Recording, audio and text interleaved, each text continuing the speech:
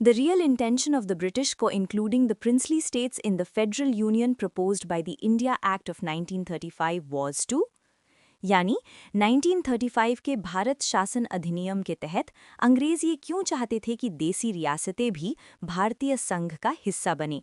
इसके पीछे उनकी असली मंशा क्या थी?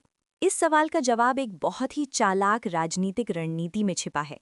इसे समझने के लिए हमें उस दौर की स्थिति को समझना होगा।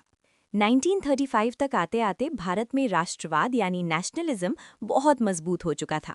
कांग्रेस और अन्य राष्ट्रवादी नेता अंग्रेजों की सत्ता को सीधी चुनौती दे रहे थे। अंग्रेज जानते थे कि अगर भविष्य में कोई केंद्रीय संसद बनी और उसमें सिर्फ जनता द्वारा चुने हुए प्रतिनिधि आए तो वे अंग्रेजों के हर बिल और हर कानून का विरोध करेंगे। तो अंग्रेजों ने सोचा, हमें संसद के अंदर ही अपने कुछ वफादार लोग चाहिए। और उस समय अंग्रेजों के सबसे बड़े वफादार कौन थे? हमारे देसी राजे रजवाड़े यानी प्रिंसेस। ये राजा नहीं चाहते थे कि देश में लोकतंत्र आए, क्योंकि इससे उनकी गद्दी खतरे में पड़ जाती। अंग्रेजों का प्लान बहुत साफ था, जिसे हम थ्योरी ऑफ काउंटरपॉइज या संतुलन का सिद्धांत कहते हैं।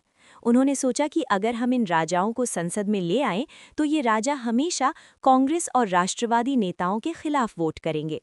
ये राजा राष्ट्रवाद की बढ़ती हुई लहर को रोकने के लिए एक दीवार या ब्रेकर का काम करेंगे, यानी वे राजाओं का इस्तेमाल राष्ट्रवादी नेताओं के साम्राज्यवाद विरोधी यानी एंटी इंपीरियलिस्ट विचारों को संतुलित यानी काउंटर बैलेंस करने के लिए करना चाहते थे।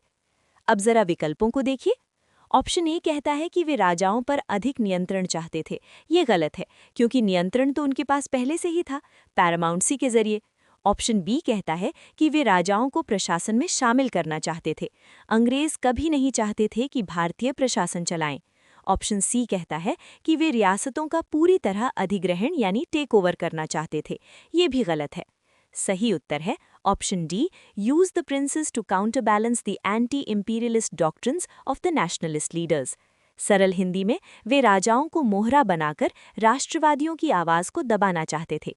यही 1935 एक्ट का असली कड़वा सच था।